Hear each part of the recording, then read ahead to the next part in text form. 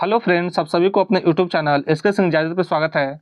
आज हम इस वीडियो में एसएससीजीडी एग्जाम 2025 जो कि 20 फरवरी फर्स्ट शिफ्ट का एग्जाम पूर्ण हो चुका है, तो चलिए इसका सभी क्वेश्चनों को हम लोग देख लेते हैं।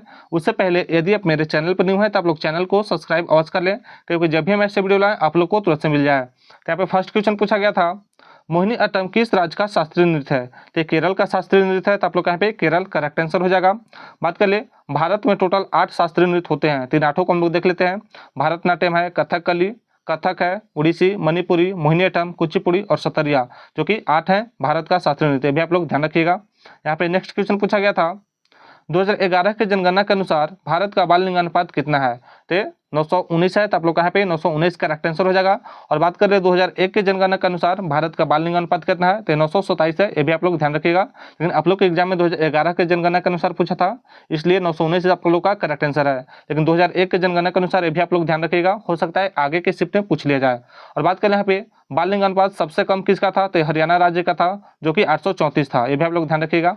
यहाँ पे नेक्स्ट क्वेश्चन पूछा गया था, भारतीय वित्तीय प्रणाली कोड IFC कोड में कितने अंक होते हैं? तो 11 अंक होते हैं, तो आप लोग का यहाँ पे 11 अंक करेक्ट आंसर हो जाएगा। यहाँ पे नेक्स्ट क्वेश्चन पूछा गया था, 54वें Dada Saheb Phalke life time achievement के लिए किसे चुना गया है? तो मिथुन चक्रवर्ती को चुना गया है, तो आप लोग का मिथुन चक्रवर्ती करेक्ट आंसर हो जाएगा। और यह जो अवार्ड है 2022 का था, लेकिन इसे दिया गया है 2024 में, ये भी आप लोग ध्यान रखिएगा। यहाँ पे प्रमुख व्यक्तियों को और भी देख लेते हैं कि दादा साहब किनको किनको मिला है। तो वहीदा रहमान को मिला है 2021 में, आशा पारेख को मिला है 2020 में, रजनीकांत को मिला है 2019 में, और अमिताभ बच्चन को मिला है 2018 में। और अमिताभ बच्चन का जो यहाँ पे दादा साहब फाल्के पुरस्कार है, कई बार एग्जाम में पूछ लिया गया है, इसलिए आप लोग इसको ध्यान में रखिएगा। यहाँ पे नेक्स्ट क्वेश्चन पूछा गया था, नीरज चोपड़ा ने स्वर्ण पदक 2018 में किस खेल में जीता था?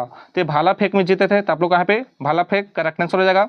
और बात कर ले कहाँ पे जीते थे, तो जकार्ता में, जो 2018 में एशियाई गेम हुआ था उसमें जीते थे, जो कि जकार्ता में हुआ था। ये भी आप लोग ध्यान रखिएगा। यहाँ पे नेक्स्ट क्वेश्चन पूछा गया था, मौलिक अधिकार का वर्णन किस अनुच्छेद से किस अनुच्छेद तक किया गया है?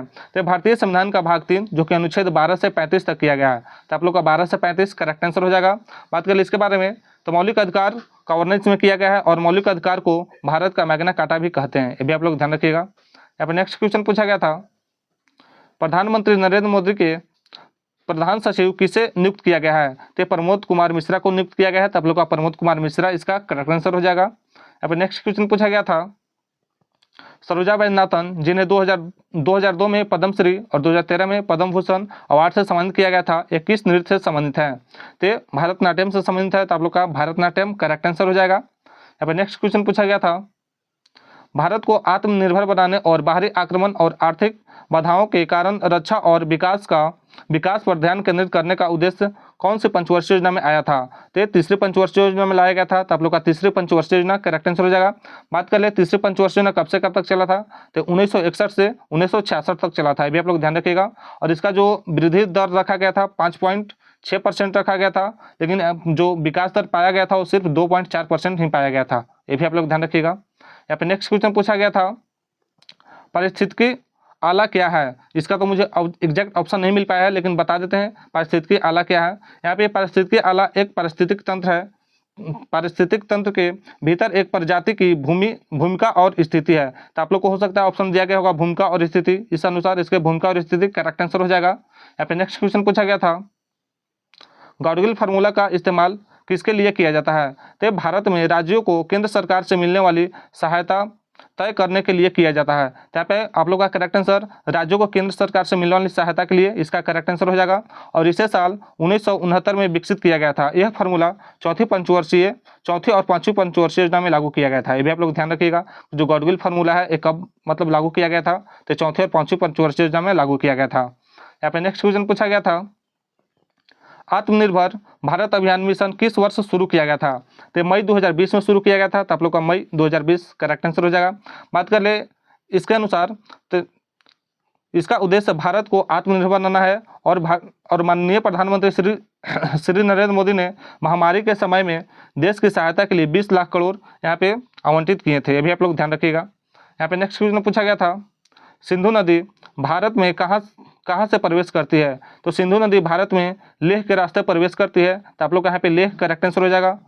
बात कर ले, यह नदी तिब्बत के मानसरोवर झील मानसरोज हिल के पास से निकलती है और पश्चिम की ओर बहते हुए भारत में प्रवेश करती है। तो आप लोग को यहाँ पे लेह दिया गया था ऑप्शन में, तो लेह इसका करेक्ट आंसर हो जाएगा। यहाँ पे नेक्स्ट क्वेश्चन पूछा गया था, लंदन में अभिनव भारत का संस्थापक कौन थे? तो विनय दामोदर सावरकर थे। तो आप लोग का विनायक दामोदर सावरकर इसका करेक्ट आंसर हो जाएगा। यहाँ पे नेक्स्ट क्वेश्चन पूछा गया था, मुख्य निर्वाचन आयुक्त यानी चीफ इलेक्शन कमिश्नर का कार्यकाल कितना वर्षों तक होता है? तो 6 वर्ष या 65 वर्ष तक होता है। तो आप लोग का 6 वर्ष या 65 वर्ष इसका करेक्ट आंसर हो जाएगा। यहाँ पे नेक्स्ट क्वेश्चन पूछा गया था, यंग इंडिया सोसाइटी की स्थापना किसने की थी? तो यंग इंडिया सोसाइटी की स्थापना विनायक दामोदर सावरकर और उनके भाई गणेश दामोदर सावरकर ने साल 1904 में की थी। तो आप लोग का विनय दामोदर सावरकर और गणेश दामोदर सावरकर इसका करेक्ट आंसर हो जाएगा।